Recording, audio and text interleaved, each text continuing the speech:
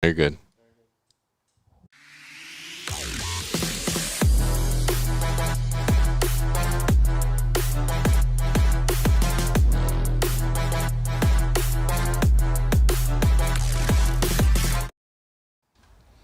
We good? We're hot everywhere? You recording the audio because you've been known to forget that. I'm going to check. All right. No, you're good. All right. We're back with another episode. First, the sponsors. Guys, head over to the website, johnbartoloshow.com. There's a complete list there. We're going to be going through a ton of renovations. There's a lot of housekeeping items. We'll get to those later. I want to thank all the sponsors. Right On Optics, Rhino Metals, Blackwater Ammunition, Gallo Technology, Volquartsen. Shout out to Scott Volquartsen. He made everybody's Christmas happy this year. Scotty. Yeah, I mean, he helped me out with a couple gifts. I appreciate Scott. I appreciate Kenzie's Optics, Pulsar Thermal Imaging Technology. Use thermals, guys. Get the drop on the neighbors. Don't fuck around. Get some thermals. I want to shout out to Henry, too. I got a crazy 410 shotgun somewhere in here I'm going to fuck with. Shout out to them. And Sig's Hour. Guys, go buy a Sig. Don't screw around. What else we got? Anything? Preferably a Rattler. Yeah, well, no. Don't get people's hopes up. But definitely buy a Sig. Got a special guest today. I'm excited. He's a veteran. He's a mortgage broker. He's an inspiration. He's an entrepreneur. He's everywhere. I got the invite from Stan Efferding to have this guy on, so shout out to Stan, by the way. He sent me the Vertical Diet book. Clearly, I've not been following the diet. Do not look at me for advice. This is the guy to talk to. We got the one and only Aaron Williamson. What's going on? What's up, John? Thanks for having me on, man. Bro, anytime. Any friend of Stan's a friend of mine. If you have half the knowledge that man has, we're going to be just fine, right? Yeah, he's the one who got me on the vertical diet. Crazy. Yeah. Crazy. All that meat and orange juice. You know what? It's actually, once you start doing it, it's not as bad as you think. It sounds overwhelming, but when you really get into it, it's... Well, I'm overwhelmed when I have to have a salad, Aaron. So I'm the wrong guy. Trust me. I'm on the serious... I was in shape once. That was enough. You know what I mean? Meat and potatoes. The rest is downhill. So, you're a veteran. Specifically a Marine. Marine, yep. I know a lot of Marines. A lot of them are my best friends. We're the best. How do you guys make it through the day? Well, one breath at a time. One breath at a time, one foot in front of the other, and no eating crowns. I'm sure you've heard that one. Yeah, of course. No, Tony Seminat, one of my best friends, Real World Tactical. He's a Marine. Taylor Spadaccino's a Marine. So I'm friends with a lot of Marines. So it's a interesting group. You guys all have a way about you, and I like to think that you all learned in the same place. So it makes it fun. Depends on what coast you're on. Yeah. Oh, yeah, that's right. There's like a hierarchy in where you train too. Where were you? I was Paris Island. Okay. Yeah. Yep. You're safe. He's all on the right. other Bruce side. Cardine. Bruce was a fucking Marine too. Yeah. I know Bruce. Yeah. Bruce is a hot shit. So you start lifting weights. We're gonna get to the weightlifting, but why are you in mortgages? I feel like you should be a rapper or something. You should be doing something entrepreneurial, selling Bitcoin. Why? What made you get into mortgages? You know, it's interesting. I've done so many different things, but when I moved to Vegas a couple of years ago, I was looking to get into real estate in some capacity. Right. And I kept hearing about veterans being taken advantage of. Oh, totally. When they're getting their loans. So, I mean, up to, a percent and a half on their rate. So if you break that down in terms of how much the actual loan is, that's a lot of money. A ton of money. Why is that? So typically veterans are... I'm saying it like I know. I don't know. Well, they're trusting people, right? Mm-hmm. So if I'm talking to you and I like you, but you're a sales guy, I'm not really thinking about you're a sales guy, right? So in my mind, I'm like, I like this guy, I trust him. I'm just going to go with him. Whereas most other people will rate shop. Right. And they just typically go with the first person that they feel comfortable with. So how does a veteran get fucked on a mortgage? Typically. Being too naive? Yeah. Too trusting? Not really seeing what all the options are. Not really seeing what the best rate you can get is on a mortgage. So, like, you got to work with people that have open architecture. I'm asking this like I know. I know nothing about the mortgage. So you have to have somebody that has open architecture, right? That can shop it. Right. You want to see what your options are. You don't want to just go with the first person you see or talk to, because typically on that end it's going to be, you're not going to get the best rate if you're not looking around. That's how the insurance industry is. Yeah. Like if you go buy insurance, like, and you go to, like, say, Northwestern guy. They're going to sell you Northwestern. No matter what, they're going to tell you Northwestern's the best because it's all they really ever sell, unless they go off script and they sell you like Jefferson Pilot or Jefferson Airplane. It's one or the other. One's a band, one's an insurance company. But, I think you're right. I think there's a huge movement of veterans that could benefit tremendously from finding a good group. Unfortunately, sometimes a lot of the nonprofits, a lot of the groups, they go to shit, and it's hard to maintain the quality and take care of these guys, especially if they're an association or a group or whatever it is. Foundations are always the toughest. You get so many phone calls to get involved with foundations, and I know guys that are like, look, I love every foundation, I can't be involved in them. It's a hard thing to organize groups like that in so many ways because the trust piece is huge, like you said. Yeah. It's hard. Yeah, when for me, I've been working with the Semper Fi Fund too. Oh, there you go. Yeah, it's a pretty great charity, but I've been trying to educate some of the veterans who are affiliated with the Semper Fi Fund. The Semper Fi Fund assists veterans, specifically Marines who are in need. Are you seeing a lot of guys come back with recently that are struggling? Because I haven't heard anything. I mean, at least I haven't heard anything. I know every veteran out there right now is gonna be like, you're fucking crazy, we're all fucked up, but I haven't heard much. What's going on in the community?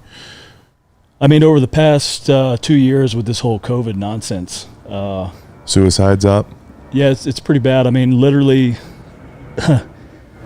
just walking in here, one of my old Marines, I just got the phone call when I pulled up that he just killed himself yesterday. Jesus Christ.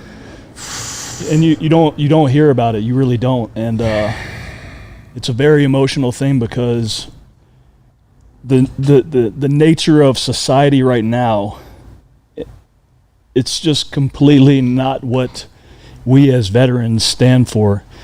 I like to say that when you're in the military, you're all green. You're just different shades of green. We don't really hone in on race, but coming back, having served, fought, traveled the world, seeing the different cultures, understanding how great America is, and then to see what's happening right now. Oh, we're gonna get into that. Yeah, it's a hard thing to deal with, and I speak to that even personally myself because I've struggled with it the past couple of years as well. I think depression's a hard one for people to understand because everybody has depression. And on some level, I believe that 100%. You don't know what goes on behind closed doors. You don't know how people feel or what affects them throughout the day. And you don't know how they're going to react. We try, I think, as men and as people, trying to be good people in society, good humans, you try in your own way to lift people up or make them laugh, or at least you hope that you have those people in your circle, but you still don't know what someone's going through and what's going to affect them. And sometimes no matter how many phone calls you have, I could only share a personal story. A dear friend of mine, he happened to be a Secret Service agent, and literally a week, Aaron, after I had breakfast with him, killed himself. This is actually his coin right here. I keep it by me every episode, and I hold it, and I'm always fidgeting with it. But I had breakfast with him a week before, and you never know what someone's going to go through.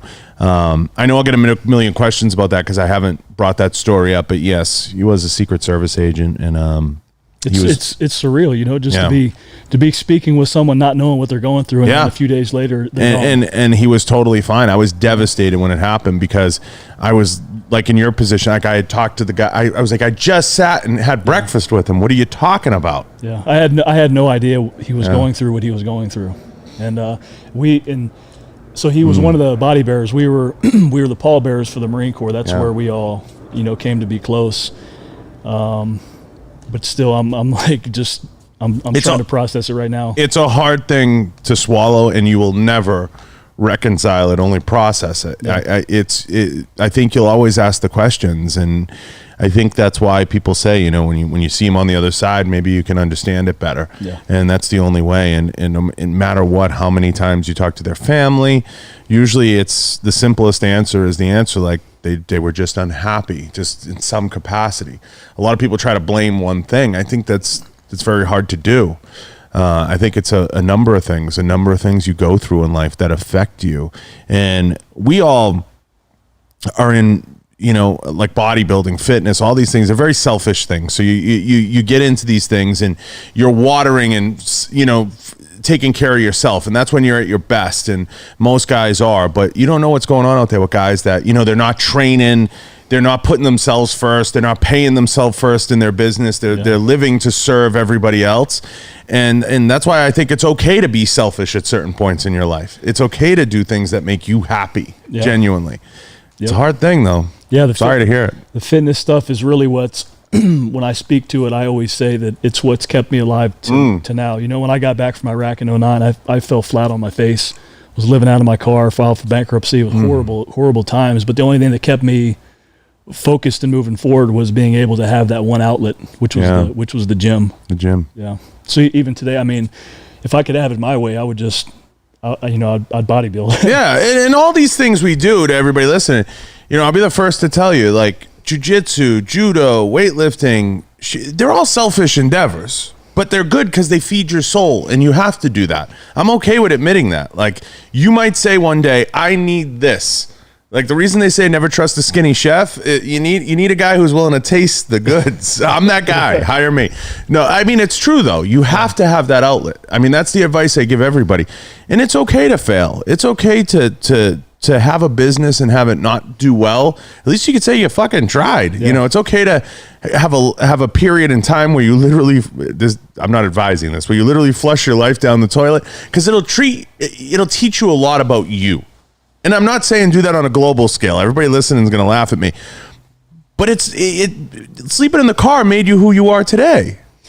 It toughens you up. You know, it's not a bad thing. It's a humbling feeling. Because, I mean, for me, I was a shit-ass kid. Yeah, oh, yeah. Joined the Marine Corps, changed my life. Burning buildings down. I mean, it was doing cocaine in 7th grade, yeah.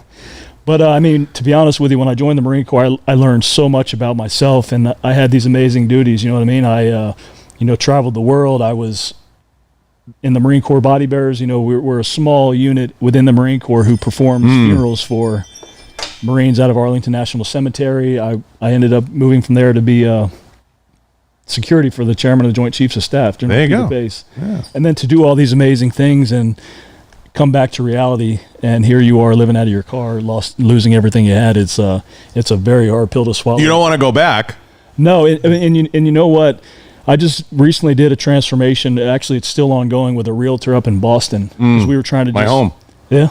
Well, it was very eye-opening to hear him talk about how much us doing what we were doing with his physical transformation and fitness, how it's changed his life and his business in a way that it's kind of translated into, not just fitness and food, but now it's translating life business. Like his business is booming now. So I'm flying up to Boston in March. We're collaborating on a new business together. So it's always the best when you can make money with your friends. Yeah. I mean, if you don't end up choking each other, it's always the best, you know, if you can make money with your friends. And that's kind of like, you know, I love the brands I work with. People make me laugh. I'm like, I've known these people for years, you know, and some of these executives, it's fun to work with friends. And if you can pull people up, the thing that's hard is you can't save everybody. What happened to you today is something that will always, like I said, make your brain melt. Like, it's like, how do certain things happen, and then you have great relationships like you're building in Boston to develop somebody internally and externally, which is incredibly hard to do. And it can be so fulfilling, but you always can't save everyone. I had a boss say to me once, it stuck with me. I go, why'd you promote? I got a promotion. I was a kid. It was like big deal, like $2. But I'm like, why'd you pick me? And he said, you asked the right questions, and I can't save everyone. And that kind of stuck with me. You know what I mean? Because as a human, you know, we only have so much time. Our time's like a bandwidth. Or you remember playing Street Fighter, you had the energy bar at the top. Yeah. You just only have so much throughout the day. So you do the best you can. And unfortunately, still some stuff slips through the cracks. I will always go to the gym, Aaron, but I'll never train like I did before, because I like checking a box and moving on. I get passionate about other things, and I kind of want to move past it. I had this weird feeling one day, and I know Stan would never understand this. Jay does. We actually talked about it the other day because he's super into conspiracies and weird shit. He really is, deep down. You have to talk to him about that stuff.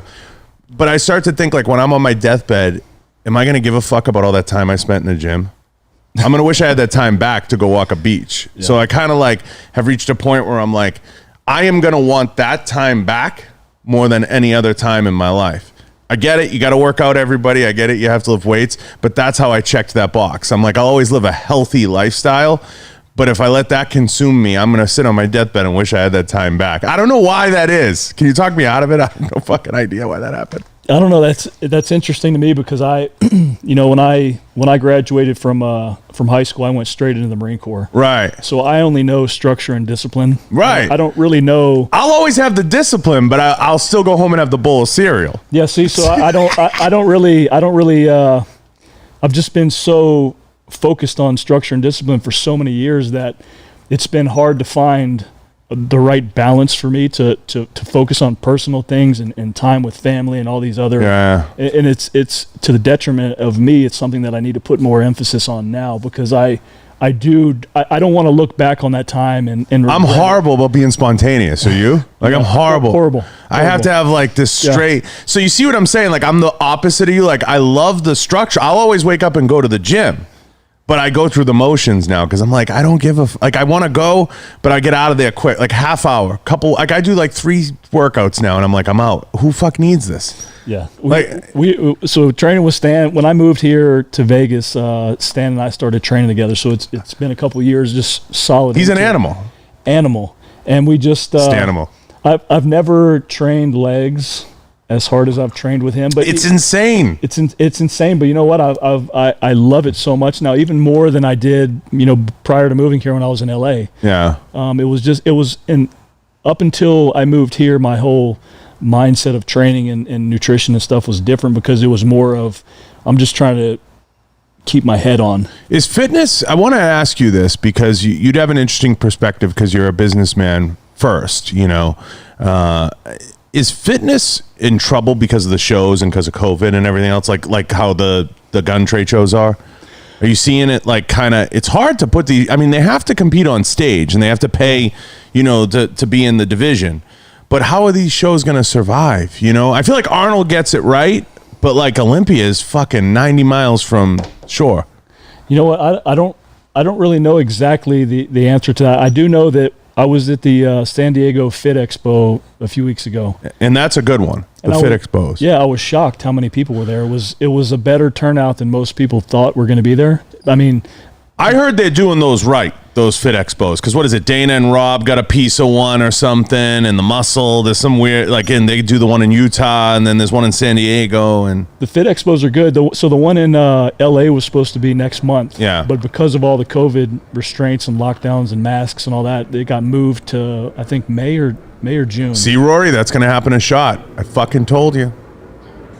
Give me some volume. I wouldn't complain if it was. I'm just saying. I don't complain either. You think it's going to happen in the shop? I think it should. I'm not a fan. I'm a huge fan of the NSSF. There's a misconception in the universe. I have to clear it up because I've been sequestered.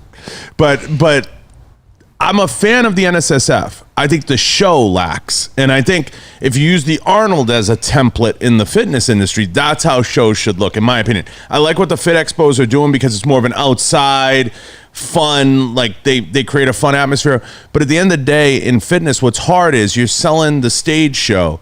But like where Olympia gets it wrong, they do like a night show for the big time. Like, just fucking do it all on one stage. Just do it, buy a ticket and do it on one fucking stage. And let me buy a ticket and go and see it all. That's how I see. I don't know. I hope the Olympia is coming back here. I think it is. I heard it is. Yeah. But I don't know the answer to that just because. Has it lost its pop? Bodybuilding in general, and it's moving more towards the women's divisions anyway.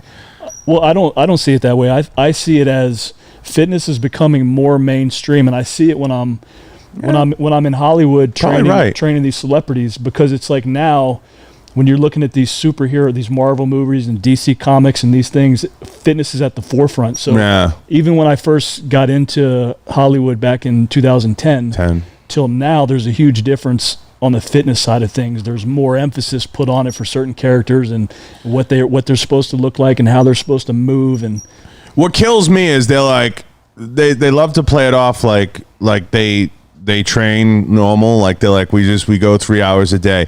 They're all on fucking growth hormone and TRT and everything else. And I get such a kick out of that. They'll be like, look at what's his face, Rory, Captain America. He's from Boston. What's his face? Chris Evans, right? Yeah. You go back and look at pictures of him and Chris Pratt, and they looked like a shit in the toilet. Like now they're like shredded with abs coming out of their forehead. That's what I'm saying. It's become that now. That's. You're right. No, I just never looked at it from that perspective, really. Yeah. Did you? So J.K. Simmons is a good friend of mine. He's awesome. That fucking guy's awesome. Did you see the picture of him that went viral? Ripped. So that was him and I training for. Everyone thought he was getting ready for Justice League, right? But he was really just doing it because he wanted to see what he could do. Can I tell you, him in that Tomorrow War? Yeah. That's the role he should play in every movie. So he partly got that role because the director had him in mind to look a certain way from that photo that went viral. Oh, fuck. Isn't it crazy? Yeah. He looks great. Yeah, he was just here a couple days ago. I got to get him on. He'll never do this show because it's too. Yeah. I mean, he might. If you could talk him into it, I'd fucking whatever. Yeah, I'll talk to him. Here's the thing. Fitness is fucking awesome. And being able to train people is awesome. It's a selfish endeavor, but I think everybody at one point in their life should get in their ultimate shape. Yeah. What do you think of that? I totally agree. That's what I feel. It completely changes your mindset because you're if you focus on it, you're able to push yourself to a limit that I don't believe you would in any other Nobody situation. can be like you, Stan. Like Mike O'Hearn is freaky next. Remember, Mike's like a cartoon, Rory, right? I mean, it's fucking unbelievable. He's like 70. Yeah. Sorry, Mike. I love you. He's like 50 years old. He looks at me. It's hard to do. It's a lot of work. Now, I want to ask you, are you like Stan where you know what's in every fucking piece of food you eat? You're like, this lettuce was grown in my backyard. Pretty much. I mean, we only eat certain foods, right? And then when you go out to eat, especially, when you're ordering, you're looking at it from kind of a macro perspective on, I think, well, I need this much. It's kind of sick in the head, but right. You become so accustomed to eating a certain way that you just know what to eat when you go certain places. Oh, I fucking hate restrictions. I went last night to pick up a gift card for someone in here, and I ended up having a steak smothered in butter and all that shit. And I guess that's good, but I can promise you, the potatoes I had were not on the vertical diet. Was that the mashed potatoes? No, I had the Fleming's potatoes. They were fucking loaded to the, like it says right on it in parentheses, 9,000 calories. Like you will die immediately upon finishing. They're amazing though. They are. They're really good. So how do you feel afterwards eating something like that? Oh, you always feel like shit. Yeah. I know where you're going. You always feel like shit, but it's so good going down. Like, who doesn't love a good grilled cheese? It violates every fucking thing about the vertical diet. I'm on board, though, Stan. I'm a believer. I just got to have a donut or a pastry every now and then. I mean, we do. We do it. For me, it's every Friday, like I was now, before. The Marvel J.K. Simmons stuff, you work with a lot of people. I want to cover that part. You work with a lot of people, personally training them. Can you rattle off any names, anyone else in Hollywood that you've worked with or had the opportunity to chat with that you feel, made huge transformations? Yeah, so when I first got into Hollywood, it was by complete accident, right? So it was with Zac Efron. He was doing a movie called The Lucky One. He plays a Marine Iraq veteran. Granted, unbelievable. It's a Nicholas Sparks movie. Yeah, okay. But for over the few years up until Baywatch, him and I were working together. So if you've seen him transform, it's cool to be a part of that transformation and to see what happened. But what brought a lot of notoriety to me on the Hollywood side was in 2011. When Stallone hit me up and I was training the cast for G.I. Joe, which is where I met The Rock. And right. Josh Brolin and I did a crazy transformation for Old Boy. It's the Spike Lee's remake of the original Korean version.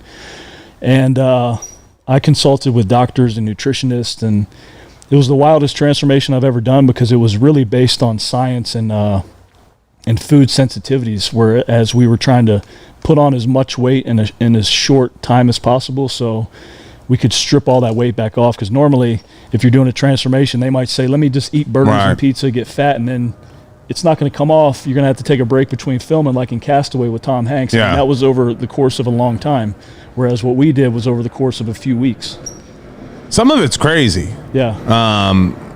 What was it? The one that really freaked me out. Who was in The Machinist? It was what's his face, Batman, Christian right? Bale. Yeah, it's fucking crazy. He was freaky, disgusting, weird, and that like insane. That's one of the top transformations, I believe. Insane. In cinematic history, right there. Insane. Yeah. Can we look at can you find a picture of him in the Machinist Rory without violating 17 fucking copyrights? It's crazy to me. I look at guys. So obviously everybody loves Die Hard around Christmas time, right? And people forget Bruce Willis came from moonlighting from nowhere, and he's my favorite all-time action character.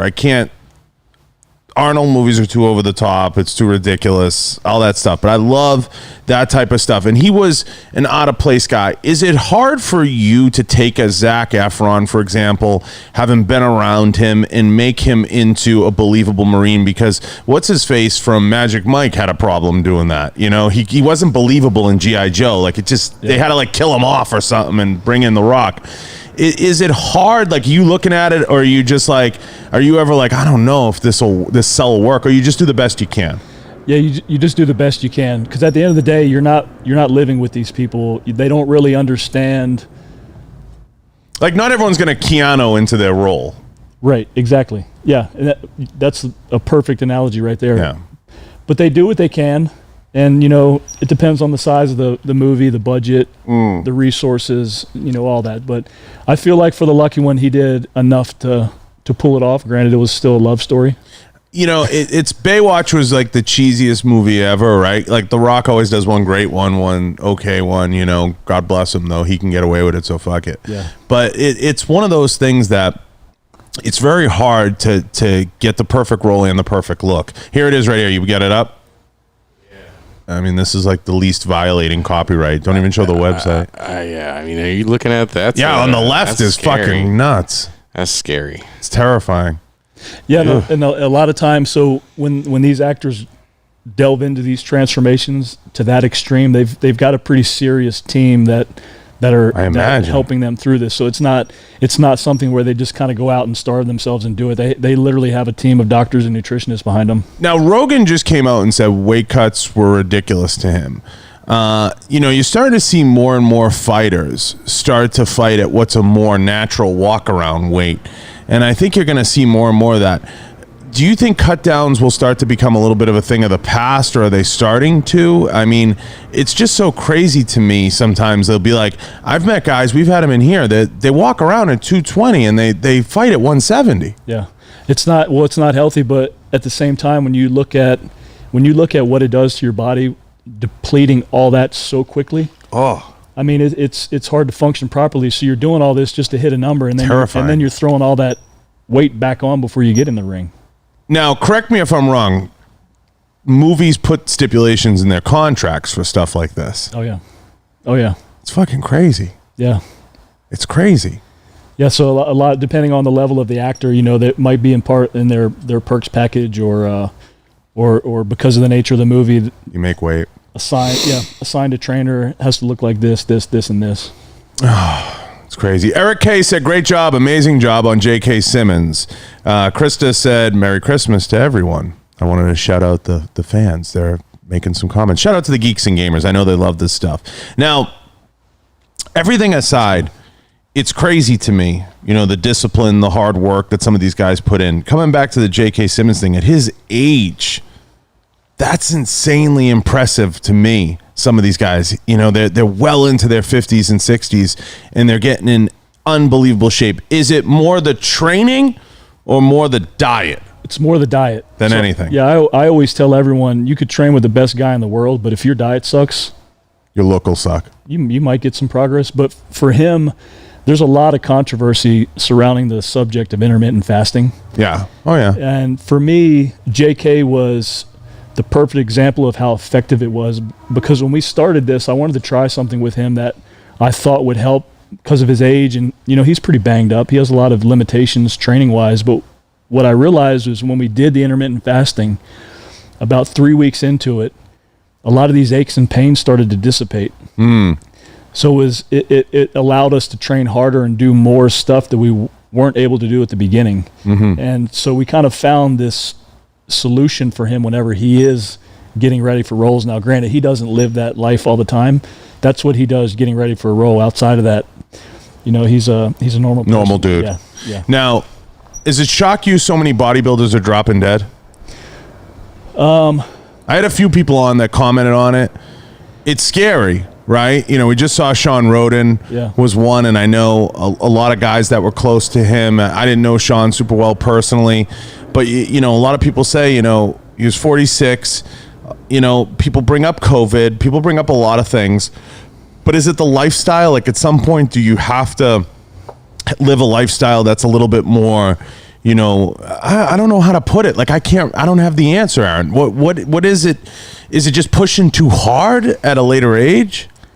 I believe it's a combination of the drugs that go into the sport, because I mean, it's and people don't realize insulin and some of these things, IGF-1, they're brutal on your body long term. Yeah. You know? So if you're not routinely getting blood work and paying attention to your hormone levels, to your organs, to just everything, which I don't think a lot of people do, but because of how many professionals have been passing away, I think that it's becoming more important now, because you're seeing these supplement companies out focusing on more internal health rather than just creatine, pre-workout type stuff. So you know, things for your liver and kidney, and so it is. I feel like it is. We're making progress in the right direction with it, but still, at the end of the day, when you're at an older age trying to compete at such a high level where you have to, you know, take that many drugs, it's really hard on your body, and then you have COVID on top of it, which is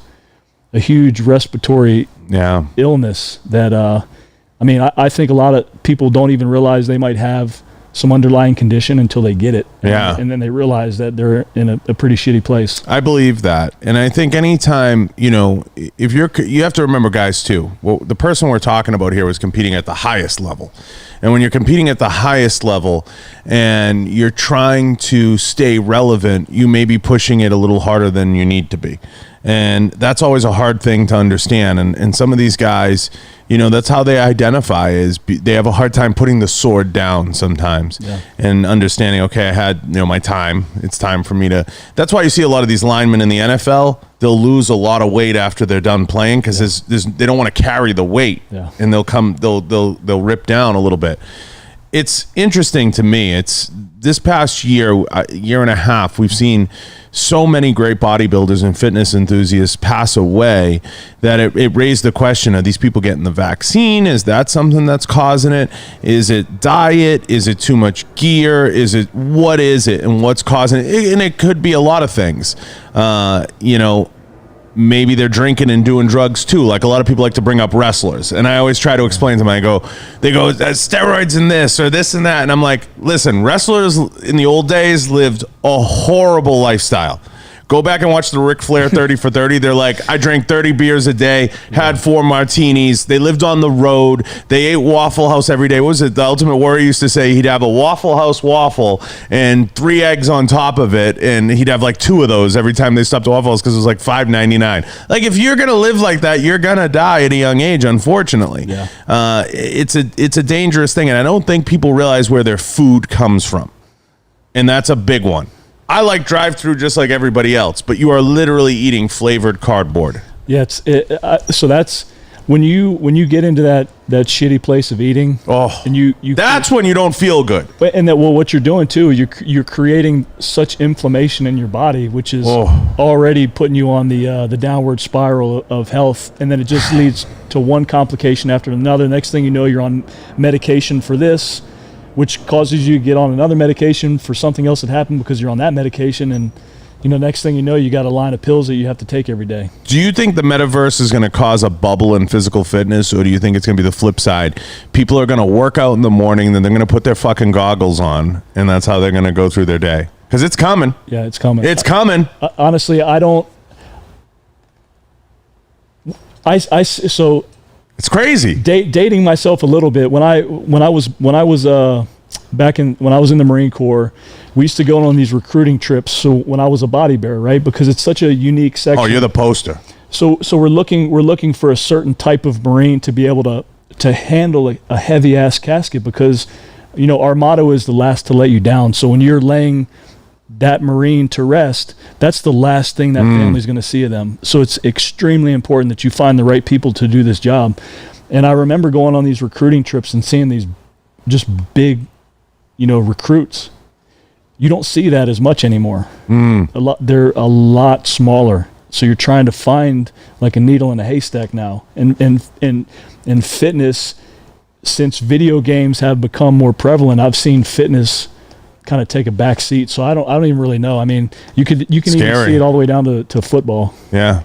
It's scary. Yeah. It's going to be interesting, Do you now, when you go and look at the military now, and I want to touch on this, are you disappointed in what you see right now with the military? Yeah. Yeah, it's a little discouraging because I have very close friends who are still in the Marine Corps. And right now they're putting in their retirement papers, discharge. They're just tired of the nonsense that's happening right now within the ranks, because all of a sudden it's like now there's this crazy racial divide that you didn't hear about, a year or two ago. Granted, there's racial tension everywhere, but it's not to the degree that it's implanted. It's like they want the tension. In all things. It's being pushed in a way that makes you think it's worse than what it really is. Right. It's scary. Yeah. Yeah, it's scary to say, and it's scary to think about. And I believe in all that, the propaganda. Like, we're seeing videos come over from parts of Asia, China, and even the Middle East, of military regiments looking far superior to ours.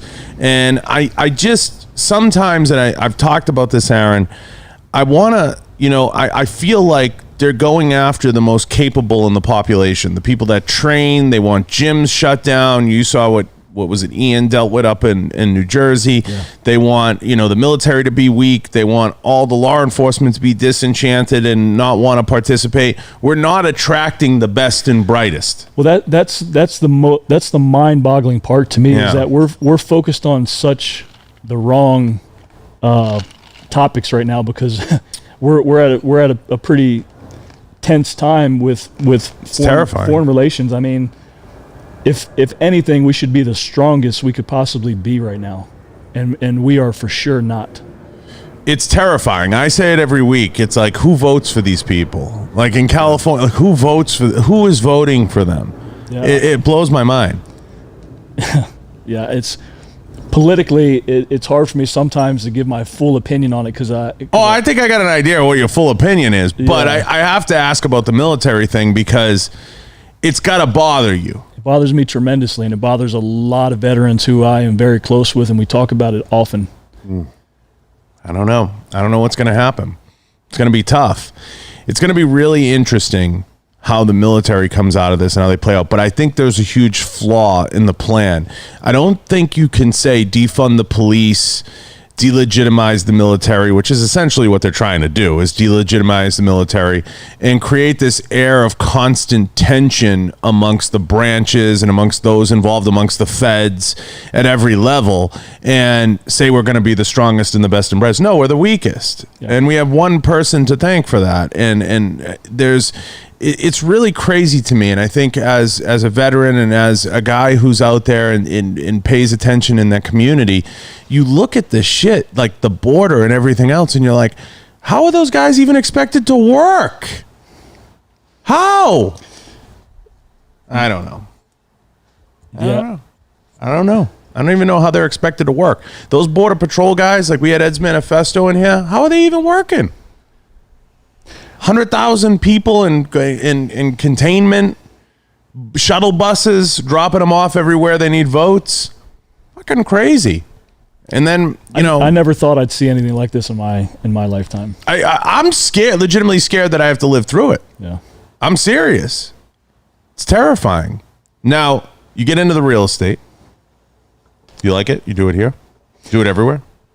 So I'm licensed in Nevada and Arizona. I'll do California probably in the next month or two. It's crazy how Nevada's blown up, huh? Yeah. Crazy. Yeah, and it's looking what happened to the market. Oh. With you have these California and New York people coming in and paying over asking price with cash. It's really driven our market way up. But I enjoy doing what I do on the lending side of things, because I'm not in it solely for money. Right. I'm in it because I want to be a resource to help a lot of these veterans who, under normal circumstances, might, if I'm not there as a referral, which I've had a lot of people reach out to me, which is why I'm doing these calls with the Semper Fi Fund, hearing the amount of people who just really talk a good game, but then have their own schmoozing process behind it to make as much money as they possibly can. And that's what pisses me off. And that's the main reason why I'm doing what I do right now. I feel like Nevada's blown up a little bit again because of the ability for the people to come in and do residencies and everything else. So like they're starting to COVID proof their business. Like we have fucking Adele coming here. What is it? Bill Burr's doing a residency at Cosmo. There's a whole bunch of them. And I feel like Nevada's going through, like, if we can just figure it out and get past the mask mandates, I think, Nevada's blowing up because it's the furthest west you can go and still live a life. Yeah, the mask mandate needs to for sure go. Well, it's only in the casinos because Newsom put the pressure on. We've kind of been following Newsom's lead. Yeah, exactly. So maybe that'll change. Who knows? It's crazy because all this stuff cooks up into a crazy recipe. Did the Kyle Rittenhouse thing shock you, or did you expect that outcome? How lucky is that fucker? I expected that outcome, but honestly, I wasn't sure how it was going to go with the repercussions of after that decision was made. Yeah. I think he's making a mistake doing all the press he's doing. Yeah. I don't think he should be doing the press. I think he should have done Tucker, tell his side, whatever. But I think he needs to be really careful with the civil stuff going forward. Yeah, just do your own thing, move on. Don't try and be so much in the public. Yeah, because he originally said, like, I just want to be a student and go to school. Like, that's bullshit now. Like, he's running around doing the circuit. Yeah. But what bothers me, see, the firearms industry and defense industry are very different than the armed services, right? So they're very different animals. In the defense industry, in my industry, everybody's a customer, right? The military we look at as a customer. Leos we look as customers. We look at civilians as customers. He was like the ultimate customer. You know what I mean? He comes on the scene, and the restraint he showed through the whole process. I mean, I've said it 100 times on this show, Aaron. That whole crowd's lucky he didn't open up fire on that whole crowd under that stress. He's probably never been that stressed out in his life, and he handled it perfectly. So I thought the outcome would hold, considering they had to move the trial and everything else. But it's interesting to me. I think living a regular life's gone out the window now because I think he's going to go the celebrity route, and that's fine if he wants to get the money and start, a self-defense foundation or something like that. I think that's all good stuff, and I think he should pursue that if that's something that he's passionate about. But it's a sign of the times that they're trying to demonize and run. The president even commented trying to run down a 17-year-old kid, then 17. I was just talking about this topic the other day, right? And I feel like we're at this weird space where we're forever changed now. Like there's no going back to the way it was, pre-COVID and pre-Trump.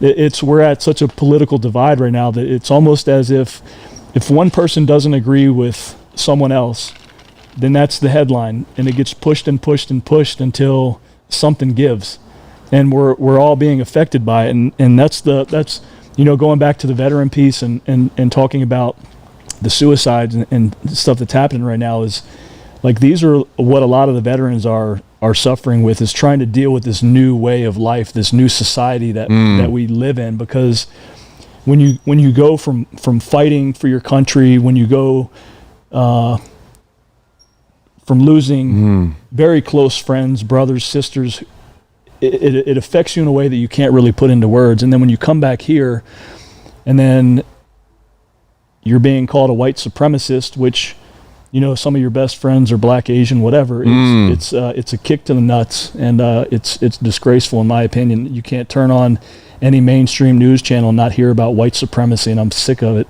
It's insane. Yeah. It's insane. It's crazy to me, how politically divided and how politicized everything's become. And everything. Everything, whether it's gun ownership, fitness, training. I mean, mortgages. Who would have thought at the center of this COVID, for the period of time that it would have been a gym in New Jersey? Yeah. Insane. Yeah. You know, and I think it's all to target all of our well-being, mental and physical, and weaken us in some way, shape, or form. And it's a generational thing. When was the last time you saw someone come on to any news network who is an expert in health and nutrition and talk about the importance of exercise and eating right and all these things, right? Well, the politicians are the experts now. Isn't that funny? Yeah. Like, they get up there and they're like, you have to get the 9th booster. But we're pushing medication and vaccines rather than teaching people ways to help keep themselves from getting sicker if they do get this. I mean, there are things that you can take, vitamins, minerals, eating certain foods. I mean, there are things you can do to keep your immune system optimal without having to shove a vaccine in your arm. How funny are the two, what's his face? The two brothers, the governor and the Cuomos. How funny are those fucking two? They're the ones giving medical advice, and they're out groping chicks. And he's like, I'm Italian. It's no big deal. It's nuts, man. That's like a perfect example right now of society and where it's at. I mean, it's a fucking joke. Insane. Yeah. Insane. He's like, I'm Italian. That's how we show affection. I'm like, what the fuck? Right. And then the other one's on a news network, has an email admitting that he groped a chick, 1,000 years ago, in front of her husband, and like he's the guy talking about being holier than thou. And they do these videos and they're so fucking corny. It's like him coming out of the basement. He's like, well, I quarantined in the basement. Like, do we really fucking believe you were down in a basement? It, like, what I laugh at, Aaron, is it's the insult to my intelligence. Yeah. We're not stupid. We're not that stupid. Yeah. I'll take some ownership. We're not that stupid. Yeah. Stupid. But I mean, it's crazy. So, who knows how it plays out? How do you fix it though? How do you fix it? I mean, as much as I hate to say it, I think it's going to take another 9/11 type of tragedy to wake us the fuck up. And I don't want to say that, but we're so far removed from reality of what's happening outside of the country that and as we're focused on all this emotional feel good stuff, there's people out there right now who would love to just come over here and rip us a new asshole and blow up everything that you love, kill people you love. And if for me, for veterans, for people in general who travel, who can see these other countries, and you ever seen this movie called, or a TV show called 90 Day Fiancé?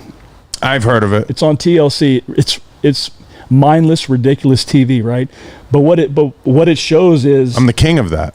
But what it shows is these different cultures, how Americans will go fall in love with these people, and then they go to these countries, and it's like the things that we take for granted over here, if you try and do it over there, they're like, you can't do that here. You can't speak your mind here. Yeah. And it's like, so are we going to end up in a position where that's going to be us? This is what I don't understand in the whole thing. I don't understand the restrictions. Like, I don't get how they can say, we're going to be anti-police, we're going to be anti-military, we're going to take every freedom from you, essentially, right? Or cancel you, which is the same. Okay? We're going to do either of those things, but we want you to do what we say. The formula doesn't work. Yeah. And nor does it make sense. Who's coming to seize the guns? Yeah. Who are you going to get? It's just, there's no, you're going to get the cops. They don't even want to go to work. They don't even want to go to work. If anybody out there right now doesn't think that the cops are like, buildings on fire, yeah, you know what I mean? And I would do the same thing. I'm sorry. Don't give me this story about running into a burning building. I'd be like, they need to learn. Let them get mugged. Yeah. Oh, I mean, you see now this whole defunding the police movement is starting to. Like, if I'm in Minnesota and they say, there's a home invasion, okay, I'll get there. Call me an asshole. I don't care. It's the only way to learn.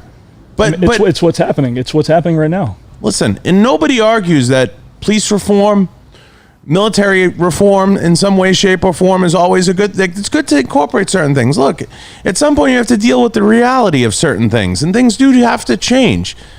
But shit, I mean, fear-mongering and everything else, and trying to create a more sensitive warrior, which is essentially what it boils down to. I mean, what does AOC want in the end? You know what I mean?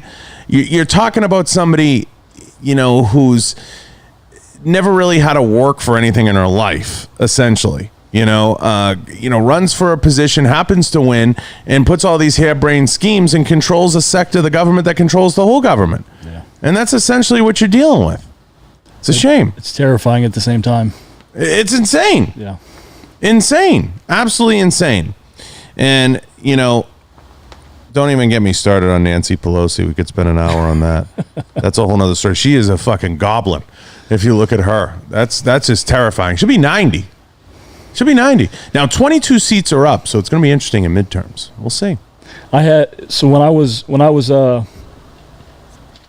back at the Pentagon with General Pace, it was very interesting to see the political side of things when you're up on Capitol Hill and you're in these Senate hearings, right? Because sure. there's these, you get there, you shake hands, you talk like you're friends, and then you take the seat, and then they drill you. Yeah. Like they hate you. Yeah. And then the next thing you know, you're at their house eating dinner that night. Yeah. Doesn't make any sense. It's all political theater. All of it. It's all political theater. All of it. And I've never had such little faith and trust in the government as I do now. I learned a lot back then, and just to as growing and learning and observing and understanding better right. where we're at now. I mean, it's like the January 6th thing. All the guards and everybody that's like dead are dead now, the Capitol Police, and you have people walking around and pretty much MAGA paraphernalia. If you think for 1 second there weren't feds involved in that, you are out of your mind. Yeah, 100%. Out of your mind. Insane. But it's going to continue, and it's going to be what it's going to be. I'm just curious to see if anyone has a solution yet, because I'm yet to have anybody on this show that has a path out. I don't have one. Stop trying to erase history and go back to the way we were living before, and just keep progressing. If you can't see that there was progression, you have Barack Obama, who got elected 2 terms. Is that not progress? Yeah, but they don't see it that way. You know what I'm saying? They don't see it that way. They see it as we have to rewrite the narrative to continue to have the hero story. For what? Because that's how... See, the left was better at controlling the media outlets. The right was terrible at, understanding media. And I could tell you that from the gun industry. I could tell you that from the defense industry. You could probably tell stories about that. We're very bad at telling our side of the story in the proper way. The national talking points are terrible. The whole way we approach even the gun debate is terrible. It's always been the product of bad talking points and a poor understanding of media. And I don't think that's a stretch. I think one of the greatest things the armed forces were able to depict was patriotism. Patriotism's huge, but they allowed that erosion, at the NFL level, and slowly they made it okay to say we're going to take a piss on the flag, and we allowed it to happen. Aaron, do you think are you referring to the kneeling piece? The kneeling was a start. Because do you know Nate Boyer? I'm familiar with the name. So he's the one who actually recommended that yes, Colin Kaepernick do it. And for the life of me, I can't understand that thought process. Listen, I'm all for, and I think everybody would agree, you want to be outspoken. You want to do something to inflict change. I'm not taking anything away from guys who want to make a statement.